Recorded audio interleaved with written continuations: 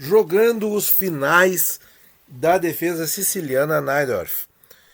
Então, pessoal, a Najdorf, ela não é apenas uma excelente abertura para você ter contra-ataques e realmente disputar a partida, tentar a vitória de negras no xadrez. Ela é uma abertura posicionalmente muito sólida e permite também finais muito ricos. A partida em questão aqui é entre Helena Orshonova e de negras Dmitry Kokarev, forte grande mestre russo de rating 2608. Essa partida foi jogada no Campeonato de Rápidas de São Petersburgo em 2018. Bom, E4, C5, cavalo F3, D6, D4, C por D4, cavalo D4. Esse é o primeiro ponto que eu quero chamar a atenção de vocês, que dizem, certo? Que aqui as brancas fizeram a primeira concessão de longo prazo, que foi entregar o peão central D pelo peão lateral C.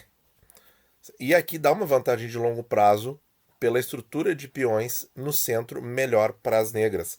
Claro, isso é muito vago, mas e as brancas já estão com os dois bispos abertos, tem aí uma larga vantagem de desenvolvimento. Mas essa ideia faz muito sentido. Cavalo F6, cavalo C3, A6, bispo G5, E6, F4, bispo E7, linha posicional clássica da Najdorf com bispo G5, linha mais agressiva e em moda na atualidade. Dama F3, cavalo de BD7, roque na ala da dama, dama C7, G4, avalanche de peões no flanco rei, H6. E aí, as brancas, em geral, tomam esse cavalo, tomam mesmo sem o lance H6. E aqui vem uma outra ideia, que é uma ideia mais simplificadora para jogar o final, que é a captura de bispo. E aí jogou rei B1 e dama B6, atacando aqui 2 contra 1 no cavalo de D4. E aí vem cavalo B3 e cavalo C5 para justamente simplificar a posição. Essa é a ideia das negras e conseguindo essa simplificação elas atenuam bastante a vantagem de espaço que as brancas têm e vão ter um par de bispos no final, certo? Aqui ao invés de cavalo C5, o computador prefere bispo E7, certo? Mas o bispo E7 eu não vejo muito sentido, francamente. Acho que um lance com mais propósito é o cavalo C5, com a ideia de simplificar a posição. Veio o bispo G2. O computador prefere a troca, prefere ir para cavalo C5, dama por C5, E5, D por E5 e cavalo E4. Certo? Talvez aí uma variante aí com uma pequena vantagem para as brancas. Mas jogou bispo G2, seguiu então cavalo por B3, A por B3, toma em direção ao centro, bispo D7. E agora, pessoal, a questão aqui é a seguinte: H4. A chuva de peões na ala do rei continua. Isso é temático nessas linhas aí da Najdorf. E qual é o cuidado aqui que as negras têm que ter? Elas têm que ter o cuidado assim de não deixar esse rei no centro, agora que só tem um par de peças menores e as negras têm a vantagem do par de bispo e dos peões a mais no centro, tem que cuidar da segurança do rei. E a coisa tem que ser muito feita com muita calma, porque numa dessas entra um lance das brancas. Então, roque na ala da dama, G5, bispo E7, cavalo A4 ameaçando a dama, dama recua por C7, dama E3, e aí nós temos, olha aqui, uma entrada em A7, então rei B8, torre D3, e daqui a pouco tá ameaçando entrar com essa torre. Então, H por G5, H por G5, torre por H1, bispo por H1, troca um par de torres. Já as brancas já começam a não ter mais tanta munição, digamos assim. Bispo C6 tapando a coluna C, certo? Cavalo B6, olha, mesmo assim, gente, as brancas conseguem colocar as peças em casas avançadas. Então tem que ter muita calma, muito cuidado. Tem que jogar na ponta dos dedos aqui. Ó. Torre H8, ameaçou o bispo F3, torre H3, cravou o bispo. Quer dizer, tem que tentar de alguma forma dividir um pouco a atenção das peças brancas, porque se elas começarem a vir todas para o flanco dama, há perigos. Dama F2, G6, cavalo por C4, bispo B5, torre C3, de novo o tema da torre na coluna da dama, bispo volta para C6. Dama G2, torre H8, E5. E5, o computador não gosta, é um lance que dá chance para mais simplificações, mas o Dmitry Kokarev joga D5 aqui, tirando o cavalo dessa posição central, que aí foi... E aí poderia...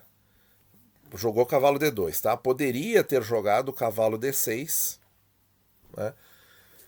Ia sacrificar um peão, mas já não ia ter a vantagem do par de bispos, né? Vamos ver então como seguiu. Cavalo D2, torre D8, recentralizando as peças. Torre E3, A5. Agora o jogo parece que está um pouco menos ameaçador para o rei negro e dá para tentar uma expansão na ala da dama, procurando mirar aí com torre, dama e bispo de casas claras em cima da casa C2. Torre E1, bispo C5, dama E2, dama B6. Então, ocupando aqui essa diagonal que está cortando aí a comunicação das peças brancas. C3, bispo F2 ameaçando a torre, torre D1, bispo E3. E ameaçando também o peão de F4, que agora ficou difícil de defender.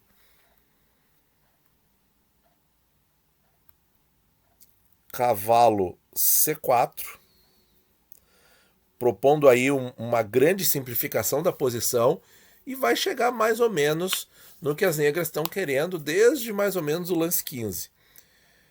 Então vejam que essa peça vai ser recuperada. D por C4, torre por C8, dama por D8. Agora poderia jogar dama por E3, mas aí vai perder o peão aqui. Então tentou jogar bispo por C6, mas captura o peão, certo? Daí volta o bispo e volta o bispo ganhando o peão de F4.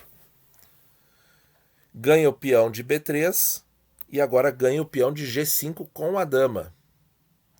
E agora é que nós percebemos o seguinte: nós temos bispo de cores opostas, mas nós temos damas no tabuleiro.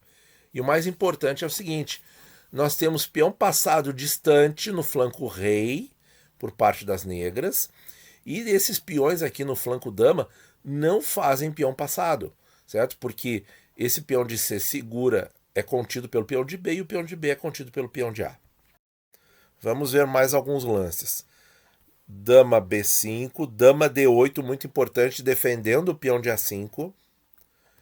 Bispo C2, dama C7. Olha aí, ó.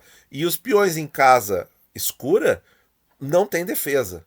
Então, quer dizer, é um final de bispo de cores opostas, mas é um final com cara de meio jogo, em que o lado que tem o bispo que ataca, que é o bispo de casa escura, tá vencedor, porque não, as brancas não têm como defender os peões de casas escuras, certo? Que essa é a lógica. Bispo de cores opostas no meio jogo chega a ser quase, na maioria das vezes, uma vantagem quase que decisiva, porque não tem o bispo daquele complexo de cor de casas para defender as ameaças do bispo que está jogando sozinho. É como se as negras tivessem peça a mais. Seguiu bispo E4. Então, quer dizer, toma de dama leva mate, né? Então tem que ter cuidado também, né? Não dá para fazer isso.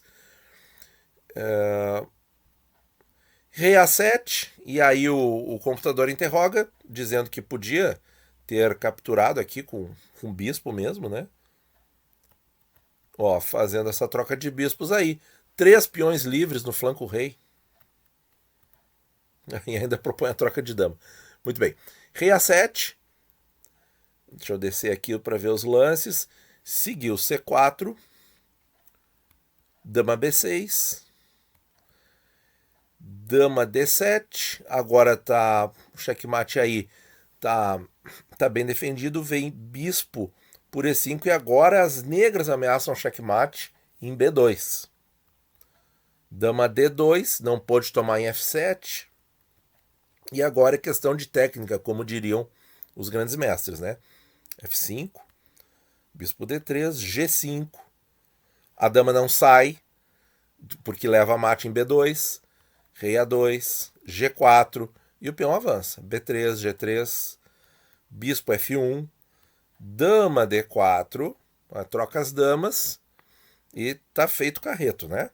Dama por D4, bispo por D4, rei B1, rei B6, rei C2, rei C5, rei D3, E5, segurando o bispo, bispo G2, E4, cheque, rei C2, rei D6 e as brancas abandonaram. Fica muito fácil de ver que o plano é trazer o rei para apoiar esses 3 peões livres e dá para ver que as brancas não conseguem fazer peão passado no flanco dama. Então, pessoal, essa partida aí eu achei bastante ilustrativa para a gente ver o seguinte, que apesar da Najdorf ser uma abertura de forte contra-jogo e rei no centro, ataca por um lado, ataca pelo outro, uma abertura aí que permite muitos sacrifícios em E6, em D5, em B5, né? A gente tem essa variante aí com bispo por F6, ó, e depois o cavalo para C5 para simplificar a posição, tirar um pouco as peças do tabuleiro das brancas e fazer com que elas não tenham muito prospecto de ataque. E aí depois conduzir o jogo para um final em que os peões no centro e aqui na ala do rei, nessa partida que a gente viu, vão acabar sendo a força vencedora da partida. Então, quer dizer, uma abertura eminentemente de contra-ataque, mas que pode ser usada com um viés estratégico, certo? Como vocês acabaram de ver nesse exemplo. Claro que teve as suas complicações táticas, mas transcorreu de maneira bastante tranquila para as negras, né? E aí é só questão de cuidar ali o momento que tinha ameaça de checkmate e tal, e depois ver que o final é absolutamente vencedor. Bom, pessoal, espero que vocês tenham gostado, que essa partida tenha aí trazido alguma informação para você. Deixe os comentários na seção de comentários e até a próxima!